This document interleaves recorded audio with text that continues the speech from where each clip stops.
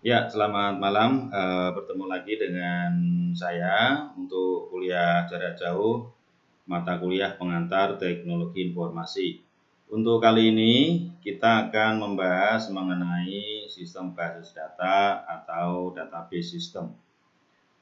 Ya, kita perhatikan sebelum kita membahas apa sistem basis data, saya yakin ada yang sebagian sudah paham, ada yang belum begitu ya. Jadi sistem adalah sebuah tatanan keterpaduan yang terdiri atas sejumlah komponen fungsional dengan satuan fungsi dan tugas khusus ya, yang saling berhubungan dan secara bersama-sama bertujuan untuk memenuhi suatu proses tertentu. Itu sebuah sistem ya. Jadi ketika ada sebuah pekerjaan yang memang harus dikerjakan secara termanajemen dengan baik, itu harus menggunakan sistem yang bagus gitu. Nah, sedangkan basis data itu hanya sebuah objek yang pasif ya. Ia ada karena ada pembuatnya. Ia tidak akan pernah berguna jika tidak ada pengelola dan penggeraknya. Yang menjadi pengelola penggerak secara langsung adalah program ya, aplikasi atau software begitu. Jadi gabungan keduanya, basis data dan pengelola menghasilkan sebuah sistem yang kemudian itu disebut dengan sistem basis data.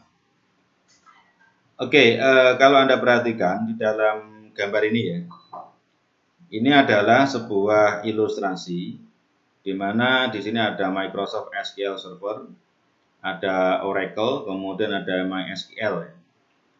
Nah, ini adalah sebuah software DBMS ya, Database Management System. Jadi sebenarnya banyak sekali, tetapi yang populer itu ini ya, ini punya Microsoft, ini yang punya Oracle, dan ini punyanya SQL ya. Kalau Anda ilustrasikan, Anda lihat ilustrasi di sini, ini ada sebuah gambar server ya di sini ya. Server, kemudian server itu sebuah hardware ya, sebuah hardware berupa CPU yang kemudian komponennya itu memang khusus spesifikasinya server ya, dia harus high spec begitu, speknya tinggi. Kemudian ada gambar ini seperti kayak silinder ya. Ini adalah sebuah gambar yang disepakati oleh orang-orang teknologi informasi sebagai database. Nah, sedangkan ini laptop ini adalah klien ya, user ya, di mana dia nanti mengakses ini. Sebenarnya kalau kita perhatikan, ketika laptop ini atau klien atau user itu berkepentingannya itu mengakses ini ya. Tetapi ini tidak bisa mengakses di sini langsung. Jadi karena ini database itu bisa bersifat abstrak ya. Jadi tidak bisa disentuh ya, tapi bisa dilihat begitu. Nah, di sini harus diperantarai oleh hardware ya, karena ini adalah software ya, perangkat lunak.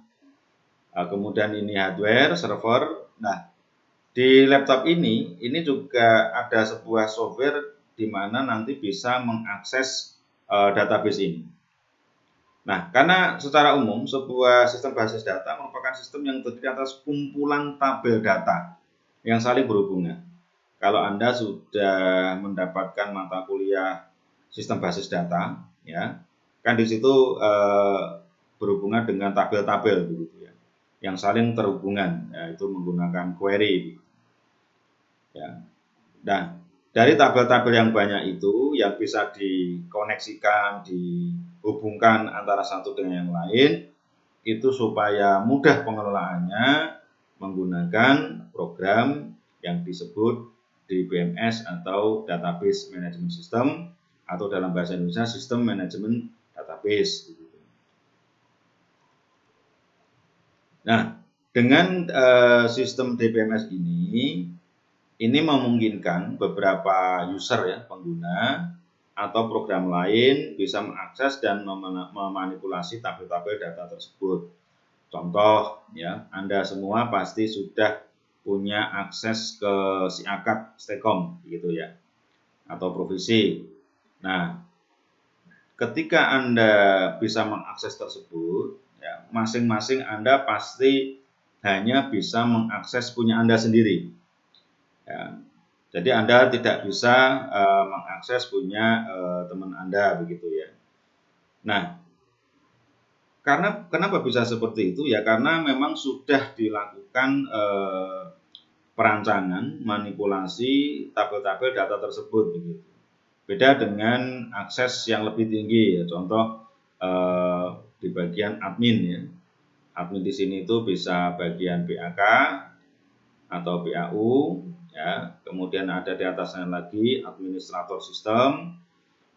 Anda dan sebagai mahasiswa dan saya pribadi dan rekan-rekan dosen itu juga punya akses ke sana, di mana apa yang ditampilkan di sistem itu, apa yang Anda lihat itu berbeda dengan yang kami lihat begitu. Kalau yang Anda lihat adalah data yang hanya berhubungan dengan Anda sendiri.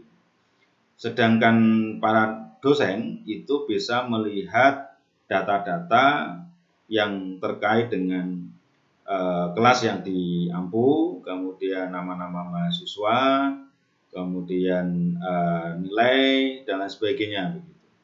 Nah, sistem informasi yang kita lihat di SIAKAD online itu sebenarnya kalau kita melihat ke dalam di database-nya itu berupa banyak sekali tabel yang saling terkait begitu. Katakanlah ini di apa? Ini adalah kita ya, kita yang mengakses SIAKAD begitu ya. SIAKAD-nya sendiri itu kan sebenarnya abstrak ya, karena dia piranti ya, perangkat lunak begitu. Tidak bisa disentuh ya, tetapi bisa diakses, bisa dilihat. Perantaranya harus lewat server seperti ini. Oke ya, kita lanjut. Nah, apa saja sih komponen sistem basis data itu? Nah, ini adalah sebuah ilustrasi sederhana. Perangkat lunak, ada perangkat keras ya. Jadi perangkat lunak di sini ada aplikasi pengguna basis data. Kemudian ada DBMS, kemudian ada sistem operasi. Ya. Aplikasi pengguna basis data ya ketika Anda mengetik stekom siakat.stekom.ac.id, kemudian muncul halaman login. Nah, ini aplikasi pengguna basis data. Ketika kita memasukkan username dengan password, kemudian kita bisa masuk ke dashboard ya aplikasi tersebut. Nah, sistem ini gimana dia bisa tahu gitu kan kalau si A login yang diakses hanya punyanya si A begitu. Si B juga demikian, si C juga demikian begitu. Karena di aplikasi tersebut sudah tersetting query-nya ya. Di dalam database management system ada perintah-perintah di mana ketika fungsi ini maka tampilkan seperti ini. Tetapi kedua komponen ini tidak akan berjalan jika tidak ada sistem operasi. Sistem operasi itu adalah pondasinya. Jadi DBMS dengan aplikasi pengguna basis data itu bisa berjalan di atas sistem operasi. Nah, ketiga-tiganya ini adalah dimasuk dalam kategori perangkat lunak. Tetapi ketiga ini pun tidak bisa berjalan tanpa ada ini ya, apa istilahnya, rumahnya gitu, yaitu perangkat kerasnya. Nah, sebenarnya kan ketika kita lihat dari dua ilustrasi gambar tersebut, antara user dengan basis data ini bisa sampai ke user. Ya, ini kan katakanlah brainware orangnya. Ya. Itu dibutuhkan istilahnya piranti ya, perantara piranti. Jadi menggunakan perangkat keras dan perangkat lunak begitu kan. Kalau perangkat keras ya sudah berupa komputer begitu. Nah, sedangkan perangkat lunaknya ini ada beberapa komponen. Nah, komponennya ini ya, ada perangkat keras hardware. Ini ya, itu berupa CPU, monitor, kemudian mouse, keyboard. Nah, itu ya, itu perangkat kerasnya. Kemudian ada sistem operasi, nah, seperti yang kita pakai, ya ini kita pakai Windows, ya. operating system, kemudian ada basis data. Nah, basis data ini dia memang tidak bisa, basis data itu sebenarnya kan sebuah data, pangkalan data, di mana data-data tersebut itu masih carut-marut begitu, ya. Tetapi data tersebut bisa tersajikan dengan baik, dengan mudah diakses, itu karena ada sistem aplikasi perangkat lunak yang dinamakan pengelola basis data DBMS. Sama contohnya ketika ada sebuah informasi, ya, mungkin kita berbicara secara konvensional, ya, offline begitu. Ada sebuah data masih berupa kertas, ya, ini kita ngomong hard copy begitu. Itu masih berserakan dan itu tidak tertata dengan rapi. Maka ketika Anda membutuhkan informasi berdasarkan data-data tersebut pasti akan mengalami kesulitan, ya.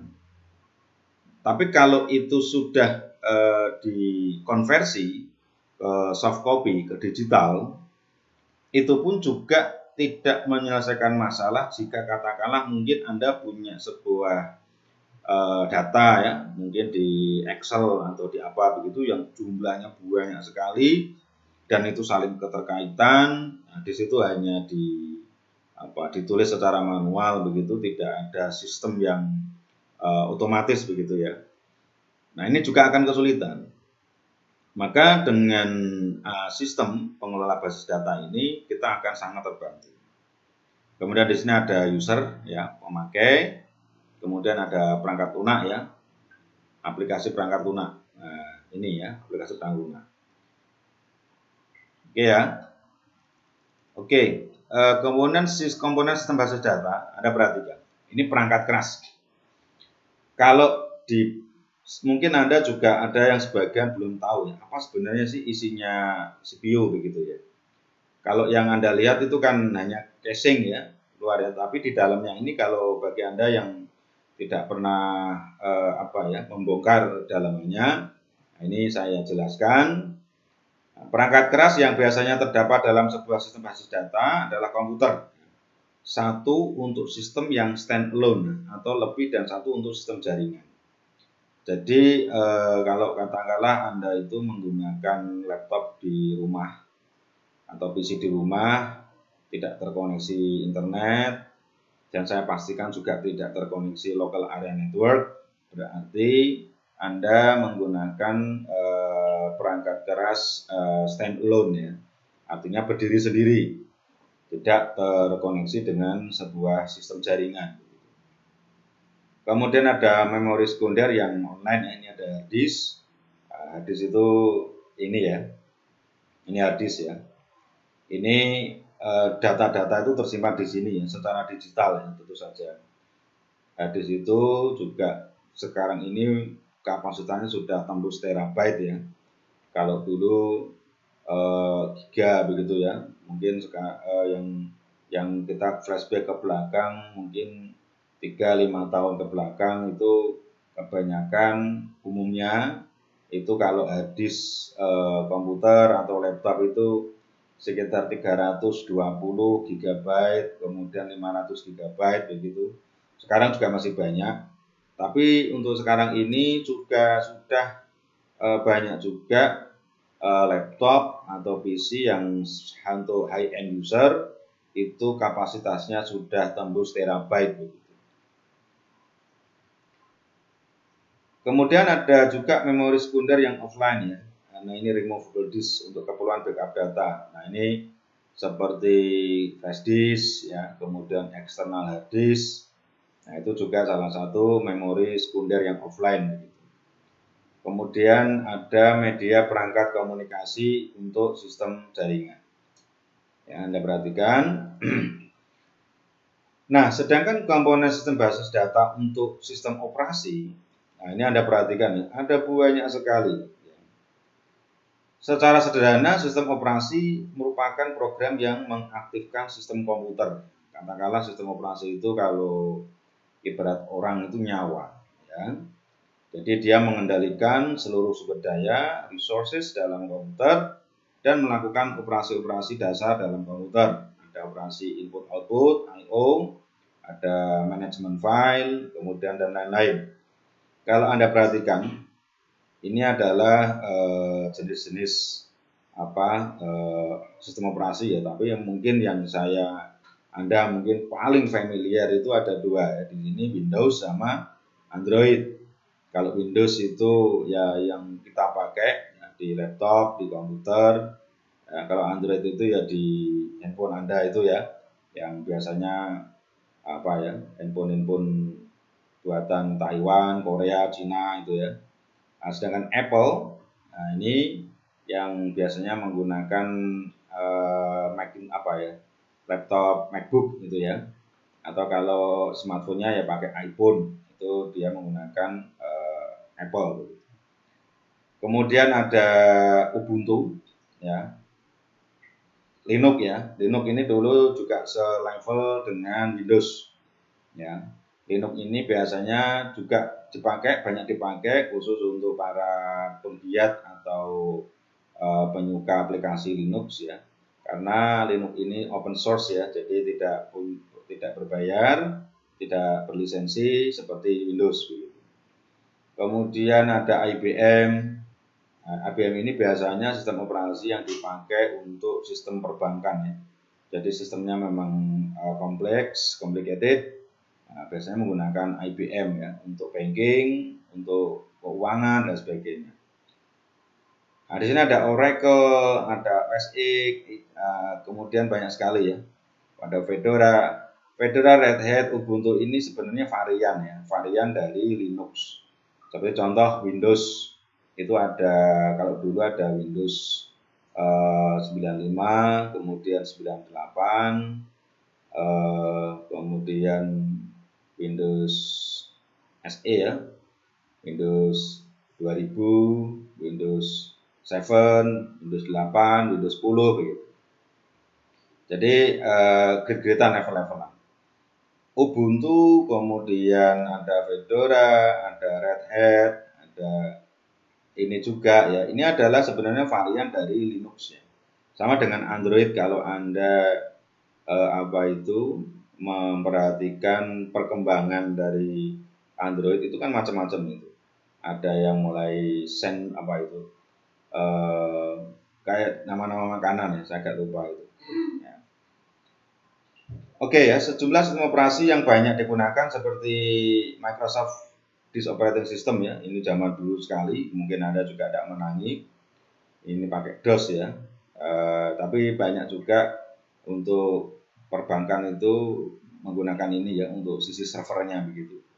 Kemudian MS Windows ini yang paling populer dan belum terkalahkan sampai saat ini, sistem operasi yang paling banyak dipakai orang karena memang mudah dipahami, umum gitu kan, dan mungkin orang yang tidak tahu secara mendalam ya tentang dunia komputer itu sistem operasi ya tahunya hanya MS Windows begitu kan, dia tidak tahu ada Linux, MS DOS dan sebagainya. Dan kemudian ada Linux juga ya. Untuk komputer standalone atau sistem komputer lain dalam sistem jaringan, novel, netware, ada MS Windows Server ya. Khusus untuk server itu juga beda ya. Kemudian ada Unix, ada Linux untuk komputer server dalam sistem jaringan komputer. Biasanya kalau Anda ingin tahu bentuknya Unix begitu ya, atau Linux begitu, kalau Anda pakai ini server hosting ya, hosting untuk web itu, nah ini biasanya pakai Unix ya, dia tidak pakai Windows. Ada juga beberapa pilihan pakai Windows, tapi sebagian besar pakai Unix. Kemudian ada program pengelola basis data hanya dapat aktif running jika sistem operasi yang digunakannya sesuai telah aktif begitu. Ini ya sistem operasi ya. Anda bisa perhatikan ini banyak sekali. Ada FreeBSD, ada OpenBSD. Ya, ini ada beberapa yang saya juga tidak populer atau tidak familiar maksudnya itu. Ada Sun, Debian. Kalau Debian, Fedora, Red Hat, Ubuntu, ini SUSE ini ya. ini Mandriva, ini varian ya dari Linux ya seperti Windows tadi itu. Oke, kemudian untuk komponen selanjutnya adalah database ya. Nah, Anda perhatikan basis data atau database itu seperti ini sebenarnya. Jadi ada tabel 1, tabel 2, tabel 3. Katakanlah mungkin ini ilustrasi sederhana. Ini katakanlah mungkin data siswa, data mahasiswa begitu. Data mata kuliah, gitu kan. Data dosen gitu. Nah, ini nanti bisa terkait ya, digabung-gabungkan itu sehingga muncul namanya jadwal mata kuliah, di mana dosen nanti berkepentingan bisa melihat jadwalnya ngajar mata kuliah apa dan kelas apa yang diajar. Sama juga dengan dari sisi mahasiswa, ketika Anda login, Anda bisa melihat Anda itu di semester ini mendapatkan mata kuliah apa saja dengan siapa saja dosennya. Nah, tentu saja ketika informasi seperti itu, tabel-tabel ini tidak bisa diri sendiri, ya, jadi harus dihubungkan. Nah, cara menghubungannya ini tentu menggunakan sebuah sistem, ya, disebut dengan sistem basis data. Sebuah sistem basis data dapat memiliki beberapa basis data. Setiap basis data dapat berisi sejumlah objek basis data, seperti tabel, indeks, dan lain-lain, ya, seperti ini. Kemudian di samping berisi data, setiap basis data juga menyimpan definisi struktur. Nah, strukturnya ini ya, ada kolom field namanya ini ya. Oh, ini nama, katakanlah data tampil mahasiswa gitu kan, pasti apa saja sih yang terkait dengan mahasiswa. Tentu saja mungkin NPM ya, nomor pokok mahasiswa itu sebagai indeks ya, dia sebagai istilahnya rekod pertama. Kemudian nama mahasiswa, kemudian alamat dan sebagainya begitu. Kemudian di sini ada tabel mata kuliah gitu ya. Ada kode mata kuliah, nama mata kuliah gitu kan. Terus begitu kan. Kemudian di sini ada tabel dosen, nomor induk dosen ya, kemudian nama dosen, terus kemudian mengampu mata kuliah apa begitu kan. Mengampu mata kuliah apa ini nanti akan terhubung dengan sini. Nah, Anda juga ketika mahasiswa di sini kuliahnya apa terhubung dengan sini, sehingga ketiga tabel ini nanti saling terkoneksi. Oke, kemudian ini kita langsung ke DBMS ya. Kalau tadi hanya database, sekarang kita sudah ke sistem pengolahannya. Ini ada macam-macam DBMS yang populer ya. Oracle, MySQL ini ya yang paling populer ya. Sekarang walaupun ada PostgreSQL, ada SQL, Microsoft SQL Server, banyak sekali ya. Tetapi yang sepengetahuan saya yang paling populer ini ada dua ini ya, Oracle sama MySQL. Nah, pengelolaan basis data secara fisik tidak dilakukan oleh pemakai secara langsung, tetapi ditangani oleh sebuah perangkat lunak, sistem yang khusus ya. Karena tidak mungkin ditangani oleh pemakai langsung, ya. Pasti pusing ya.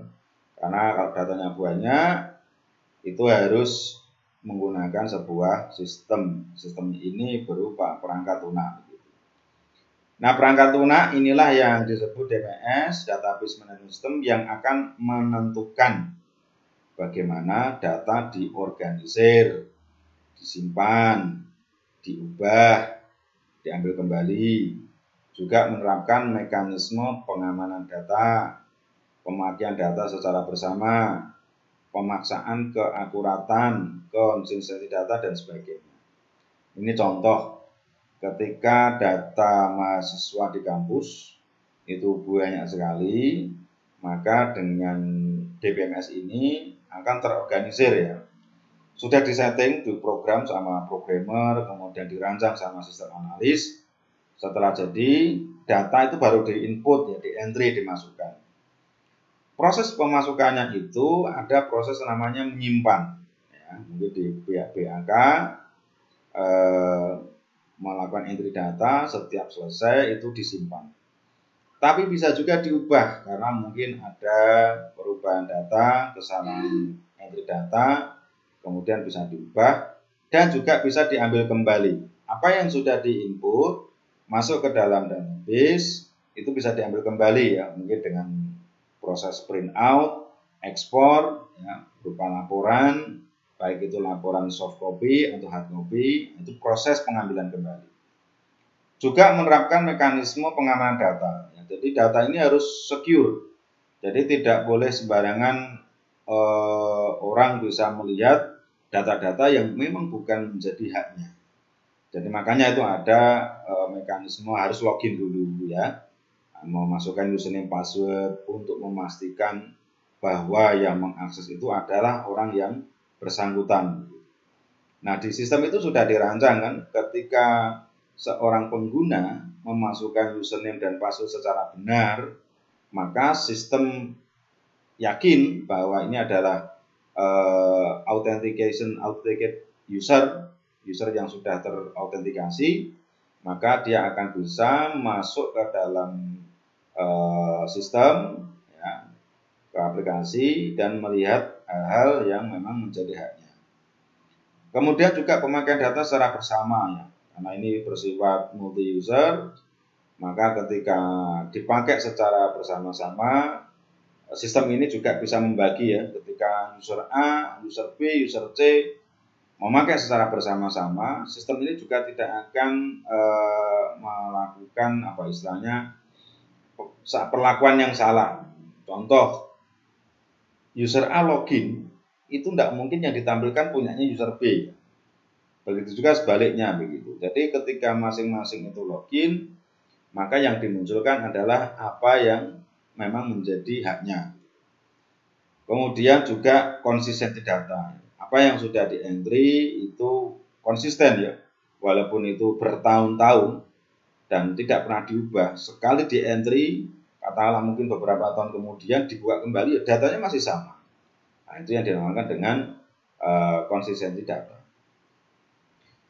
Perangkat lunak yang termasuk DBMS seperti The Base. Nah, ini legend sekali. The Base ini zaman jadul. Nah, tapi ini menjadi cikal bakal. Ada The Base, ada Foxbase, ya, ada Airbase, kemudian Microsoft Access yang sering disebut MS Access. Nah, sampai sekarang itu masih dipakai. Kemudian ada Borland Paradox, ini untuk DBMS sederhana, atau Borland Interbase, ini biasanya dipakai di Borland Delphi ya. Kemudian ada MS SQL Server, kemudian naik ke level ada Oracle Database, ini sebuah database yang sangat luar biasa, yang digunakan untuk pengelolaan data yang kompleks. Kemudian ada IBM DB2, ada Informix, Sybase, MySQL, ini juga sangat populer. Kemudian PostgreSQL untuk DBMS yang lebih kompleks dan lengkap, ini ya, PostgreSQL. Oke ya, jadi sementara itu dulu untuk materi hari ini. Temanya tentang sistem manajemen database begitu. Jangan lupa untuk login ke SIAKAD ya. Habis ini nanti akan saya upload. Jangan lupa untuk berkomentar di video pembelajaran saya. Tetap semangat dan pelajari kembali video-video yang sudah saya posting di aplikasi SIAKAD. Terima kasih atas kehadirannya. Selamat malam. Wassalamualaikum warahmatullahi wabarakatuh.